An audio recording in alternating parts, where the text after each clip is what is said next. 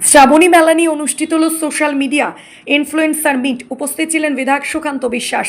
ঐতিহ্যের টানে এবং শ্রাবণ মাসের পবিত্র আবহকে সামনে রেখে এক অনন্য উদ্যোগ প্রত্যক্ষ করল কৃষ্ণগঞ্জ বিধানসভা এলাকা। 15 জুলাই ঐতিহাসিক শিবনিবাস মন্দির মাসদিয়াকে কেন্দ্র করে আয়োজিত আসন্ন শ্রাবণী মেলা নিয়ে অনুষ্ঠিত হয়ে গেল একটি বিশেষ সোশ্যাল মিডিয়ার ইনফ্লুয়েন্সার মিট। কৃষ্ণগঞ্জ বিধানসভার মাননীয় বিধায়ক সুকান্ত বিশ্বাস মহাশয়ের বিশেষ উদ্যোগে চমৎকার মত বিনিময় সভার আয়োজন করা হয়েছিল। এদিন বিকাল 4টে থেকে বাদকুল্লা পাটুলি ঘোষপাড়ায় আসিয়ানা লজে দূরদূরান্ত থেকে আসা সোশ্যাল মিডিয়া ইনফ্লুয়েন্সার ও কন্টেন্ট ক্রিয়েটাররা একত্রিত হন। নদিয়ার শিবনিবাসের এই পবিত্র মন্দির প্রাঙ্গণেই রয়েছে এশিয়ার দ্বিতীয় বৃহত্তম শিবলিঙ্গ। এই ঐতিহাসিক স্থান ও এখানকার শ্রাবণী মেলায় অঞ্চলে মানুষের কাছে শুধুমাত্র একটি উৎসব নয়, এটি এক বিশাল আবেগ এবং দীর্ঘদিনের ঐতিহ্য। এই গৌরবময় ইতিহাস, বিশাল শিবলিঙ্গের মাহাত্ম্য এবং মেলার গুরুত্বকে ডিজিটাল প্ল্যাটফর্মের মাধ্যমে আরও বেশি মানুষের কাছে পৌঁছে দেওয়ার লক্ষ্যে এই মিটআপের আয়োজন করা হয়। অনুষ্ঠানের বিধায়ক সুকান্ত বিশ্বাস উপস্থিত ইনফ্লুয়েন্সারদের সাথে মেলার বিভিন্ন দিক নিয়ে আলোচনা করেন এবং কিভাবে ডিজিটাল কন্টেন্টের মাধ্যমেই মেলার ঐতিহ্য, এশিয়ার দ্বিতীয় বৃহত্তম শিবলিঙ্গের কথা বিশ্ব দরবারে তুলে ধরা যায় তা নিয়ে দিক নির্দেশনা দেন। নদিয়া থেকে শুভ বিশ্বাসের রিপোর্ট, ক্রাইম প্রেস বেঙ্গল।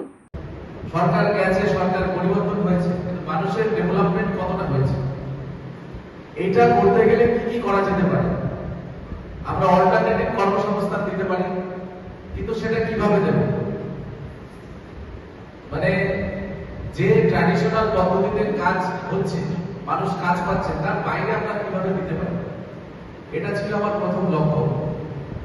তো সেটা দেখে আমার মনে হলো বর্ডার এলাকায় খুব বেশি ইনভেস্টমেন্ট আসে, বিরাট বড় ইন্ডাস্ট্রি বর্ডারে ইনভেস্টমেন্ট করতে চায় না, প্র্যাকটিক্যাল সমস্যা, এবং আন্তর্জাতিক নিয়মেও অনেক কিছু করা যায় না। তাহলে কি করা যেতে পারে? তাহলে এমন কিছু করতে হবে যার কারণে মানুষ এখানে আসেন, মানুষ ইনভেস্ট করতে আসেন। তাহলে সেখানে জায়গা খোঁজা উচিত, ক্ষেত্র খোঁজা উচিত। আমার মনে হলো যে আমরা যদি শিবনিবাস মন্দিরকে যেভাবে কেদারনাথ মন্দির তুলনা করছি না কারোর সঙ্গে, যেভাবে তারকেশ্বর মন্দির, যেভাবে পুরীর জগন্নাথ মন্দির, এই সমস্ত মন্দিরের যা ভক্তবৃন্দের সংখ্যা, যা প্রচার, হয়তো তার কাছে আমরা পৌঁছাতে পারবো না, কিন্তু আবেগের দিক দিয়ে আমরা তো পৌঁছাতে পারবো। তাহলে সেই আবেগটা যদি তুলতে পারি, তাহলে আজকে যদি 5 লক্ষ মানুষ আসে, 1 বছর পরে সেখানে 7 লক্ষ মানুষ আসবে। শ্রাবণ মাসে যে শ্রাবণী মেলাতে দূর দূরান্ত থেকে বহু পুণ্যার্থী আসে, তাদের স্বাস্থ্য ব্যবস্থা এবং যে জল, পানীয় জল এবং যাতায়াতের জন্য যে কোনো কারণে যদি কোনো প্রবলেম হয়, প্রশাসনিক ব্যবস্থা এবং আপনার তরফ থেকে কি ব্যবস্থা নেওয়া হচ্ছে? আমার ইন্ডিভিজুয়াল বিষয় নেই, আমাদের পশ্চিমবঙ্গ সরকারের পক্ষ থেকে সম্পূর্ণ ব্যবস্থা থাকে, সমস্ত রকম ব্যবস্থা থাকে। আর ভিড় যাতে কমে, 1 শিবনিবাস মিনিটের 1 সেকেন্ডে যাতে 2 জন অন্তত জল ঢালতে পারে, সেই ব্যবস্থা থাকবে। আর দ্বিতীয়ত, শিবনিবাস মন্দিরে একটি অত্যন্ত ঐতিহাসিক এবং পবিত্র স্থান।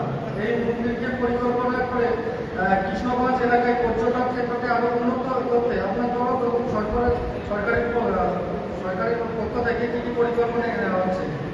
আর শিবনিবাস মন্দিরকে কেন্দ্র করে পশ্চিমবঙ্গের পর্যটক মানচিত্র ও বড় করে তুলে ধরার জন্য দীর্ঘমেয়াদী মাস্টার প্ল্যান কি কোনো কিছু রয়েছে?